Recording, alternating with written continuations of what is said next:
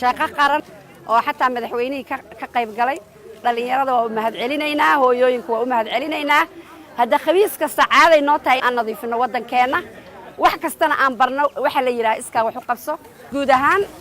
gaar ahaan magaalada Muqdisho meel kasta oo Soomaaliya kamid ah waxa la rabaa inay nadiif noqoto waxaan nahay dhalinyarada ubaxa caasimada oo u taagan bilicda iyo soo celinta nadaafadda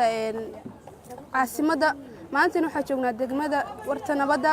ololaha nadaafadda ka socda waxaana dhalinyaro u taagan bilicda soo celinta